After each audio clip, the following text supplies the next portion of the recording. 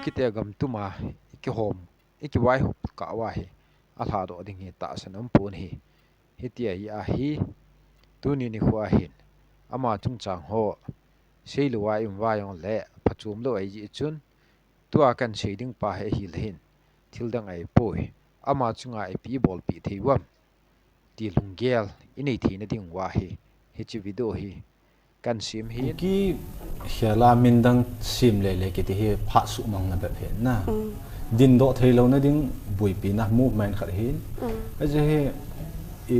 gamne ka hi poveti na minding ki sim na hi ki te na hi henge mi mi na chun kapu ka pa hi tin ki kawe ki ho chi ka hi veti chu sei nan te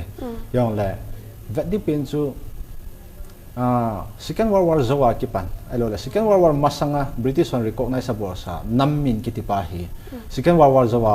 pana ki chi pi hi in Second World War ki chei zawa pana hi nammin tha ki sim thai ta lo ki pom ta lo hi ya chu hi ji min tha ki sim ho hi nam chu foreigner ka hi ti na foreigner hi na hi theina ding campaign ki bol na hi ti chu ka sei do no amasan hitabang phat pha ei mu sa upathian thawat am han lang chang la hi chi cookie history channel ana ve ho yu si na chungwa ka ki pa na kan phungin hi tu ni la video kan sim ding he hi le kin jong ka sim nom be set poi ai jong le mi tam ta in he chi isu pi pau mak chung chang hin holim na khat hin nei jin I chana pha tam a hi lo le ama chunga hi pi bol theu mam I te lunggel de ham ai ha le amai to bang hinam ti pa hi I het nom tan ji wa chun message so tampi kamun chang le video dang dang ho komana yong chun he ji chu in that wi nai le he ji chun ke man video ka sim da sa sa kan sim na ji pi pian chu hin hi chang le a chi sa hapta ma sa chun government in mak chu a hin hla do in ko din a hin hla do in chang le avialin ki tha mat ki ni ti thu ji a hi he chi mak chung cha ngi mi pi ni het nu mu che hi chang le ke man ka hin sim thada na kin he hi le hin khat we la ya kan sei khatan asu pi ho khanin lung nu mo ta common ho an bol ji a chang le media ama min kizi ho po po ai ha la lim ho po po chunga cha ni phun ji a chu he chi chu ken jang kan ni thei nom do che hin chang le makin aki gai to da na chun he chi thil ho hi media ho a hin imin ha han lang ilim ha han lang le sungkul itan hi phat so din tin ai ha al hin ikil ha do lal khan ti pa chu ama no ani bui pi chu hin he jong le ama o chang ho chu he chi cookie history channel hin ni khat chu kan la ta win he chi o be chu na ja du kan up ya chu he chi chu kan bol hin chang le in sung mi te gam tin se yong le ke ma amo si chu hi cha yong chun ka ki kai di pon sungkul sunga pa din mun ka gel ji a hi chi ta ki to a chu thil kan bol ji hin sungkula am khat ki ti chu ama ding a jong mo lunga lungyau na chu hitan ti yong la hin ama din mun hi ai ti apana kyang ka lung thelo khat chu hin ngor menin ko kite gam tuma ki hom iki wai hop ka wa hi alha do ding hi ta sanam pun hi hitia ya hi tuni ni khwa hin ama chung chang ho seilu wa im wa yong le phachum lo ai ji chun tua kan shading pa he hi hin thildang ai poi ama chunga ai pi bol pi theiwam ti lunggel inei thi na ding wa hi chi video hi kan sim hin chang le ama pot do ding ki te pa hi tu ma sang je ma yong chun mi kha ne o kil pa la nga ngai ya tin he cha chun ken jang ka pi ding ne hi na hla do ha ale ni le de hi ti ge chun ani se yin he cha chun ama an jang sum chu I ho gin chat sanga tam zo chu ama chu tuma ne pi chu hin ai wangin tu chungin ain hla do win a ke hian kitan hi re arrest hi kitan hi ama hin case sagi jian apan khum ji wa hi he cho ba na yong chu he cho si chong do an thei mong ai tai ta he ukil pan a hin bol kit chu hin a hi wa nga chu ngormen in mi mat kiti chu e hon he thim po win ngolmen chun alung hlai to ka hi mi chu al ha ngai lo hin chiang le dan chu om nai ayong le hin sapte tu chi in people make a constitution but the constitution is what does it say it is a ti chu hin he chi jet spa kama hong pot khu he chi khu dan chu hi jing ji tan hi he chi tu ni khwa hin dan tam pi ma chun he chi dan hwa chu mak ka tha hen kin hin he chi dan tu ho thu chu hi jing in hi he chi video ho viral ji a mi tam pin jo ama hi het wa ingai sang wa achunga jong he chi ka se lak zat bang phat phodo pa kiu yong chai pu minister ho jing in jong ama chunga hi lak ni lak tum lang ani tu do wa ukil ho ne piu ai ala committee tabang ama dinga ni lai ho chun ama dinga ni lai ho ko mang ne piu che hin chong le lam chung chu mai ki thu pi na yang chu tam pi me he chi ama ki mat sunga hin mi pi tam ta jong gim vin ki zot na yong nei vin chong le mol ne jong im vin amit ki su kha yong im vin thisan pot liu yong im vin he ti ho chi na le hin he chi ama khan khuding gel na a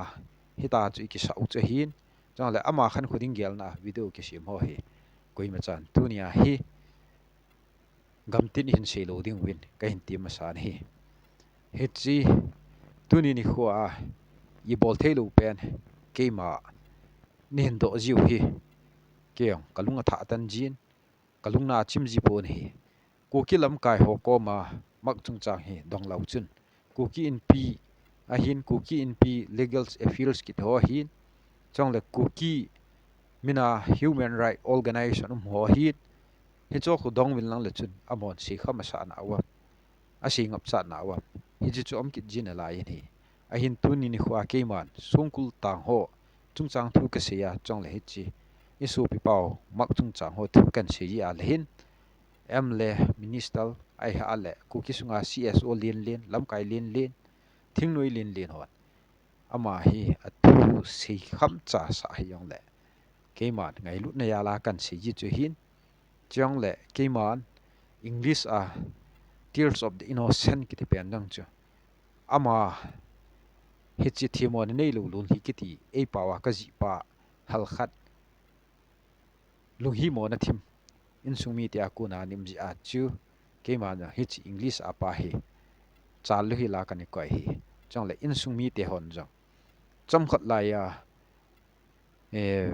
village volunteer folson hi cho si chun ipian bol bam tila kangpu pilanga hon mei hlei ni te chun mak ke le ading a hin ti we he cho ayang chun in sumi ten press list bolwin he chi ke hon indian dan hi kata asan win he chi legal proceeding dungju ya he ka su pi pau pot ding ka de ye ti chan gya chu ni se u hin he chi ka la thu ho video ho khatun ki sim han lang le mak dingin acham hlat nahi boi khan ti ai ha le a kes a thu thun khan ti ini gi chat ji wa hi ni su pi pau hi atam zon athu jong he thi lowa don lowa chu ikwai u heitan tong le in sung mi te kinep na le ama kinep na bonga chu thip khen cha om wang wa chu ta hi kumizat bam khat hung chi ki na alam lu hi la kum hi ti chan hi lo kit che hi tan ta hi pi bol de ham ti pa hi ke man e bol thi pen diu chu kan sei ding he he chi emi ukil tam pi nei na we lo sim chong le mak chunga hin lungkim lo ji in lojal ho in hel tawi chong le tu a ama lojal ten hi la a emi pa thil tha le pan sa pa ko mai hin khatwi ka chi ukil ho hi atam zo a chu mina theida na hi le hin athiding khat chu dan dung zu ya phet le wa hin sau chong le tul thar khat jong chu ai ha le mi mo khat jong chu amit sau hin abon kit na ami theiding khat jong chu a hel o le kitwa achunga sumlo kitiang chu he chi tu le tua kuigam hi yong le he chi lojal ho chi na che hi USA te zok buk na chun iti ki am ti le good news na sei pi nge tin ipiham atin ai le tu yingka chun ukil hodim se anen bas kol al hai lai atin he cha chun bad news ka jong kan pu pai pai ticket nai la ipiham nei sei pi atin nai le he cha hin he chi gari he chi bas ukil ho to na chu sit pum an ong na lai se ani atiket win he chi yang ka sei nom chai le dan ki ti hi bola ki sim ham ti la what is the purpose of law ti la to give justice se tu ni ni kwa ku ki chanu chapa law sim tam pi ve yang le isu pi pau lam di lo ta ki tham na te ho he e hon he cha he man bin fight ngi ti thei lo pau hi lungdan ta hin chong le ama chunga hin sum hi lak som wa lang hi ukil ho pi do dingin kata santan chong le mi zat bam khan gan thei thu talhana donation dang chu lag izat bam khan ni dan do chai tai ayong le hi cho chu ama dingin pot do neu cha su pon hi tuni ni khwai ama hi mo ka yin kwai taw hitin chong le i boi pi theiwa yong le chun in sumi ten boi pi tawin te aban kina ama dinga ka sei nom hi hil hin jer sunga am pe na hi lam kai lein ta ami hleiten hen hin ama dinga akiman cha ana me cho na ding them om khalo hon he lo deu hin jer sunga hi e tuinang di adu tabang hawai ki hon ho kine a hi bowin hapta khat le nga nyau cha cha ham a tu hiat nam khat ikipi jiu chai bowin he cha hi dai no hilo ji a thi jong chu mi thei ji ai bowin he chi andal trial ki ti hi ama hi he chi ho hi ipitiam ti le pamlanga ku na von han lang me han lang bu han lang ipiyong le chun en sumi ten atha lut pi theu hen tu le tu a hi chi ya la hin e ho chi chi thei ta po we hi jong le hin e kaw nga hi sumi khum pi wa le hi cha chu ama ki mong cha thei hin yer sunga lam kai lin ta khan hiya min he a ai wa nga aman ki man cha da ding taw nei lo hi la am ding pa hi di thi ka sapon hi jong le james ku ki ko meng chun ken phat sin ka se ye na ni hona ki in ka bat zo lo ding ne hanin na ne ni hon na ni ne ho han he kan tin hi a hin la amani sector khat khom sector khat na khom han jong le room chum ma ni han tan chum muna ne hon tin ai tai hi jong le chun atuel ne ni ani le mak to ne ni jing kai de ka tin ai ama na hi ti chun ka bol nai ti he chi ke ma jer kom lai hin tun in se be kit lang sungkul tang ho dinga hi missionary na hubung hon i to diu hi kan dei ma cha hin kyang khong do a hin ka ho ko ma hin adi in mission lam kai ho ko man ka se ye he chi jer sung khu ku ki cha ten i pu hin thagaw lama ku ki cha ten i pu hin Christian Fellowship Church ki ti pen khu saiwa yer sunga chi khu James ku ki chairman hin e hin he chi muna khu hopsom mai cha ho ki pi yong lo aji chu sungkul tang ho dinga kai khom aman a room sunga agun hin ilup na phe ho ki jil do a hapta khat sunga hi ni khat ka hla hi hoinung kai wa sunday ni puma hi ni li hoin kai jiu hin he cha hi yer sunga mo na diu phat te ho manis abolwa he chi muna chu pathin thu khil jiu hin zat dang hodang hon jang alungdan hi pha no le he chi muna chu pathin thu ngai wa he chi muna ku na chu ping tha awa lunghein ani wa pathin a hin ta san jiwa pilut na kin ho a hin nei jiwa chong le Christian hung ki su wa pot do non Christian tampi jong amen chong le ho Christian te dinga yong hi chi mun chu ki sim phat na mun hi ji a hin he chi James ku ki lam kai khat hiya ho thla cha khat hiya aman good friday ni dung le cha don sa anu pathin thu sei to hlana amang adam thia ki man cha na ding hi cho chu in langa ku na kuima di ma cha akum kuma kum som ni lingdi pa he athot zo lu ai ji chun hi chu e ho bung be in missionary na to na in ama hi missionary goi taw ti kan ti nai le ko bung mi te hon in don but na chai le e hon jang missionary khat in goi taw we hi ti ai ji achun he chu zo po hi te ti un hi a hin i missionary pau nambol chu ken ke het no me azi chu KBC missionary ho he ahung do wa le hin lakat le sanggup ke sangi ha satan kometin ha sat ngan ase jiwit hitia yi achu ehon missionary ugei wa le missionary paus ka khopi no me ka tinai le anambal chu KBC on afal puji na khopi ding atiwin hi hitia yi achun kyang kalunga dong in hi heji ka khu hi in somli hinglo ai wa nga hi missionary box hathum dan si a ki honga hi sang somli wa loi ki dong do jing ke hin missionary khat chu KBC to joint partnership ki home ki na la chun sponsor ki bol home ki na la chun 50-50 ki khat na la chun hi chi missionary ki wi pen chun izat am muding ham ti pa he ke man kani khon hi a hin la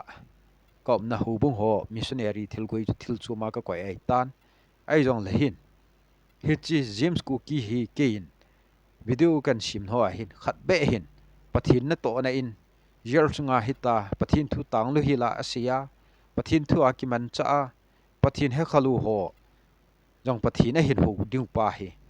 ama kuna ho do ji pa hi ipa chat wa I hon jong in ki thu piwa missionary a goinum ho bung hi ja ni ding ham ta hi ke man kaningai tu hi aji chu hospital le sungkul sung hi pathin lenggam machal na ding pathin na to na dinga mun hoi pen cha hin sungkul sunga ping tha lo chu hi la hi la ping tha lo ding tina cha hi jeng he chicken ka gel bang hin koi macha chun a gel pon hiti ai ja hin ken jang hi chi James Cookie video kan sim jo a pa na hin ama to hin tang lo hilin ki ho na ka nei jin chong la ke la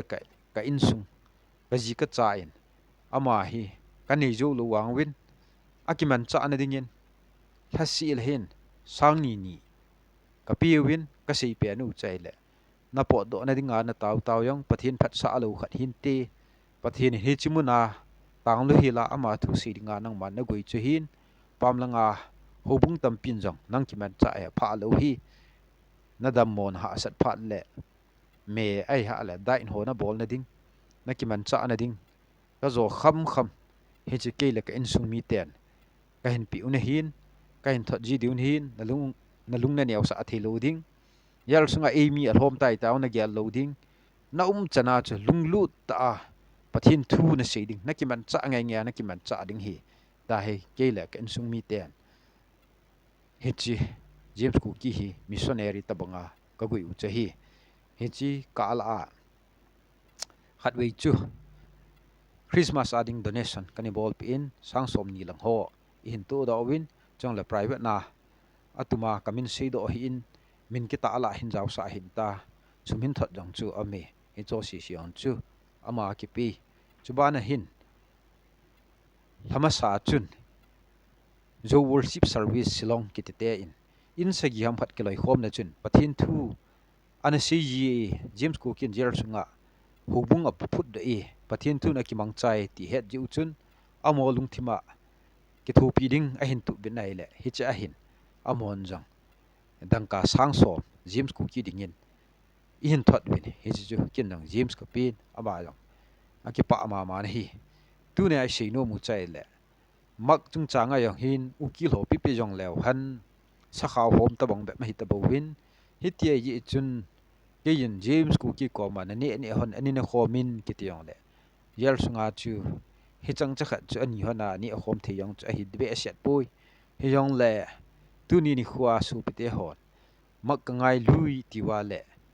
aso pi pan status viral kilung set bol po ti ati te chu e ho chunga yong atam do chunga yong a chun hi mang ho ki mitin ko man jo sia imujing ke win hi a hin e hon tu ni ge ya ama dinga donation chu ka hin ko yong ka ko khapoi ayong le hin no hon jong na ki thu pi nom wa le athi ka ai ha la gan thei sunga zakhat jani jong le ipi thiu hi chong le hi chi yo thilpi ya chun ho pun ti chong le ning hling set pun ti hi jong le ngai lut na ya la chu hi chi chu ipi thiu hin chong le yer sunga hi tabang kes li na ki tho hi James Cookie ko mang ka se ha tawin ki taw hanin ke yong ha tawin ka tawin ka su pi hon kila do yong la phachum pun ti chana khial lo ding hi jong la khat we lut ki tho ding hi sum liu sa a hi tin ani se win ai wang hin pathian dong pumin ni sin pathian ka bunin ni la doin nang ma leng gam chal na ding le ka zat la kalam ka zat la kanam ma chal na dingin na ka to dinga nang ma na phat sa le ni la doin ta ka ni taw le ki yong siki lut lo hela sum le pai lut lo hela hong pot do ka hin hi cha ku na chun ki til ho han lang nang ma yong hi chi pathinin hi chimuna na tong dinga chu pathinin nangan si ai tan kyang hi cham khat yer sunga pathin tu sewa hu bung sunga ki man chau chu yer sunga hu bung cfc ki man chau chu kyang kal ngai ma ma aji chu thaga wa hin nei lo athimong monga ki he ho amo chunga chunai to hin chong le ta mak yong chu sei pen lang pathin na ha ton tong hanin ka ti chu hi ti ai ja hin hi chi mang ho kip ngai lu ho zo sin taw na a gyal do hi ti taw ne ong chu thu pi nai ai yong le de hon jong he chi yer sunga ki man cha na ding u ki ho pitalowa pi pe yong le han kes ade ide apan be pi de hin tu jing a yong ide ki sei thei lu chu hin government of manipur versus mak ho kip ki ti chai bun a kesi apan num dat apan pi thewai ji chun yer sunga lam kai khat a me lam kai hi ta min he na le i hon jong akiman cha na ding thonu hitin iham ta sumle pai ju tam ta ai thot do wa yong le aman en sung mi te ho ahin ki thupia aji cha te ho ahin pi ding yong chu thilpha hin chang le mak chung changa hi asu pi khatlani in video ho ai ha la thuki si ho majil he yong le hin kang pu pia mak jinu hin chang le ajinu nu ama dinga api nu ai tai keima en ding in ko hanin he cha chun mak chung chang thu ho he ka sei khom win chang le keman thimon nei lo lun hi kiti le khabu chu amo yong chu kani pi ni chang le amon ikine pi dan pau chu ka ge la le tu ni ge ya hin ke yin mak ding in ima cha ka tong pun chang le ima chang ka sei do poi aji chu lam kalanga asu pi apin pi asu pi ho lunglam helo ding ham ta he keman kani bol ngambe se lo chi a hi wangin phat som khat hong chi be le hi chou pha le i bunga le kha ka ji pian nang chu ka hin la do ding ai tan i lo jong le han mak hin jim sin hong po do na ding jong am thei poi chong le video ma sa chun mak ho ki min james ku ki hol loi life imprisonment mo si yong chu hi cho yong chu ani khu ki ka lo mai tan supreme court ni na phongin hi cho chu application na siawa le hung do thi ai tai ti ho che hi ai wangin hi cho chu tu te dia chu supreme court ni pi se yong le e hodinga phachum lo che hin hi ti hia le hin e hon jong mak hi ki thu pi hutin tot na khana ki mu chun pastor pan kal nei pui akala sitai ti nai le donation ni bol du he pastor pa kala sei ti wai cha khan adam moi tia le taw na man pi ding he tin a sei ti te ta bong chi po hitin tu ni khwa hin mak ngai lut ba le e hon da yer sunga ki man cha na ding ini khamu iki phal na khamu chu thot nu te ajinu nambal ki hol nu mjang ki hol bin lang ai ha ale ki yong nin thru nu ba yong le ni thru bin lang he chi chu e hon mak dinga kum hi zat ilung hem piwa tu chunga hung pot loi achun ama ding gyal ta hutte kejin ani honin ka kem zo poi ti pa cha hin he chi dunia video kan bol na hin sei hil sei wala ma le ki ngai da mutin aki sei do yu si izat le nam ba ding le pathin leng gam na hi to na wa machal na su te han ka ki pai mak ho kipla awela government in rearrest a hiti bol jingu oi pu biran la hearing ding hiti ki bo chun jing abang la dam mo ji ban le pi ham jong ke ji lo dan ki ti jong le india sunga bol thei ho chu dan in tema man lo abol mo chi tabang thu ta jong le dan in amo man na o thei lo wa hi ta ki hen the hi oi pu biran jong hi a thi jo phat le a thu an tan ba du tam ti jong hi sei the hi pu mak ho kip chung changa newspaper gogars a ki mudan ho phe bukhat hai lai ga aweu hite May 26 2022 kuma kangpu pi chong la cc pool makji ani ki phinnau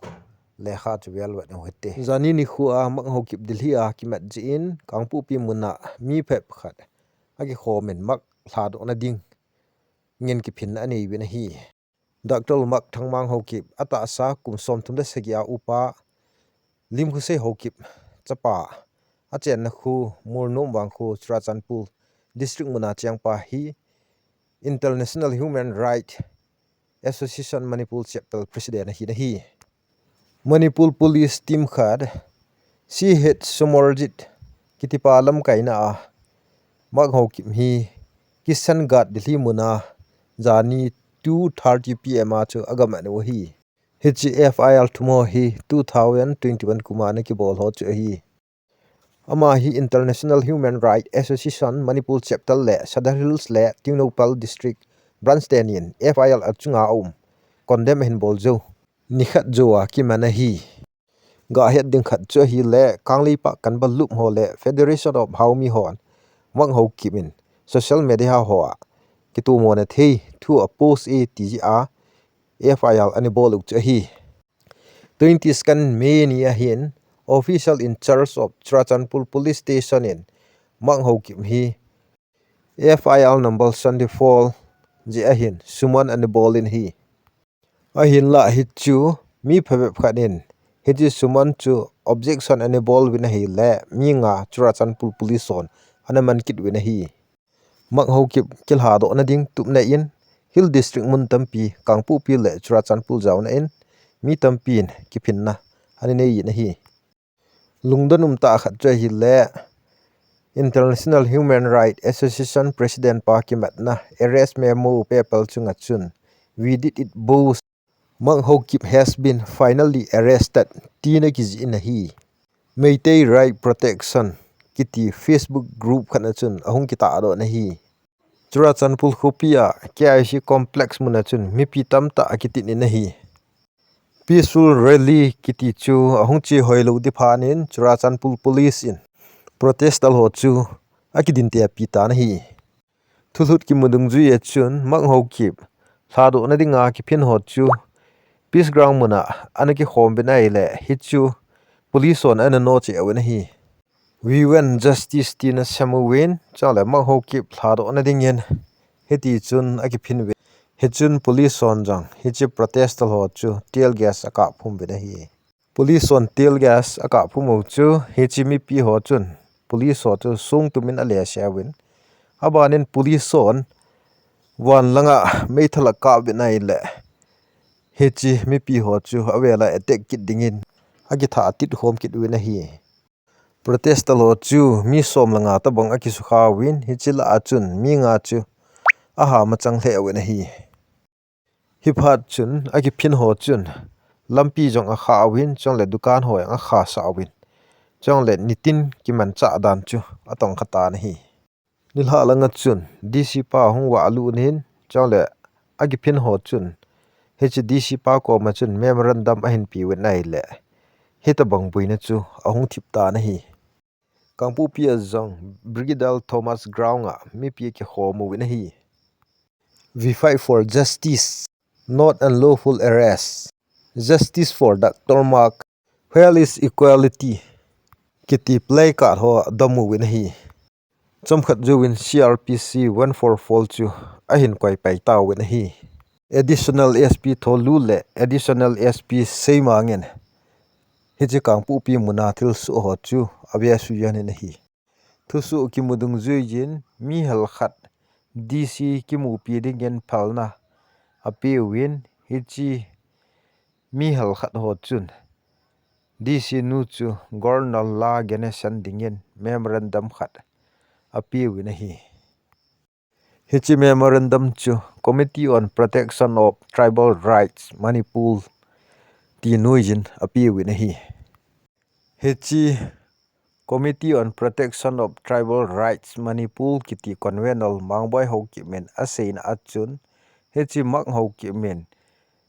Federation of Haumi le kangli pa kan ba lup ho กูคิดเต foreigner และ refugee ตาอะฮิโลโลวาโงนะหินเนจิอะมักโฮกิมินอะดอนบุนาเลฮิตาฮิอะมาแมนะดิงาหุงกิสะบุยอุเฮตินพูนโดนะเนยินะฮีดักตลมักโฮกิมกิแมนหินอะบัดสาฮิอะฮีแลตุเลตัวมณิปุลกอลแมนนุยาฮิจิงมีตามีอะมาตะนีกิติฮีโลอะฮีตินกูกี Women Union President มวยนูอินอาเซียนฮีHichilim hi DC nu Governor Ding Memorandum ka kapi pe no chahi Memorandum a ki ji chu ga avyaw hiti to Sri La Ganesan Governor of Manipur through the Deputy Commissioner Kangpu P subject information regarding the arrest of Makti Hokip social activist and president of the International Human Rights Association IHRA Manipur chapter and fervent appeal for his immediate release. Hicha kisi hi lahin Indian Penal Code IPC 153 hi hichi Manipur lahin mehlei government atam te hin thinglang mi ko ke te chung ai ha le thinglang mi ho chung a hin abung bulangin ajang win heti ai achun ke hon ka right u chung changa thu ka sewa le heti chun amon ke khan tum na asim be ki to mo na ase we tin IPC 153 mi na hin imanji win hi hita hi daktol mak thangwa hokip jang hi ama du a hi kanglei pa kan balum hol le Federation of Haumi kiteo hin anup no min ko kite chung chang thu se la se jing kevin amo chu police in ko ya ko pon cha la kui ma cha aman pu win hi amon freedom of speech and expression hi ade din ajang win a hi wangin ko kite hi mo ngai ni ngai sa win amo thu se adi lo ho ka don pa le heta hi ikiman ji o he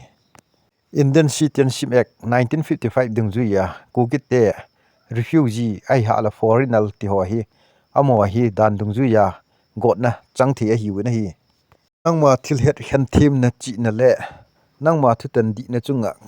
ka kiniam be na hi with warm regards Mangboy Hokip Convenal Committee on Protection of Tribal Rights Manipur lam kai thanum te hi win hi chi Committee on Protection of Tribal Rights Manipur ki ti ka bol jo hin lam kalanga supi hon Committee on Protection of Tribal Rights and Privilege ki tin thu chang hal khat hob bewin committee ong ki form win ke mai het sa pu win ai hin hi chi committee ho chu thingnoi hon nanga adi hi a hin ti win gi na ni win ai le hi cha chun anga su ke win pakhum le le dal ha phat win pakhum in i ma cha bol thei ta pon mang ho ki mi judicial custody atiwa chom khat ni som le ni nga hian ma hin e hon i ma chai lo thei ta pu win ai le e ki phin be thei ta pu win ai le ama hi Manipur Central Jail sajiwa hun lo a hitan he cha hi e hon tu ni gi ya hi alo ni ji het lo hin ki phin ding pha den pathian ki phin wi tin soliwin mi pi tu ta ngi lewan mang ho ki mi sungkul ani tang pun te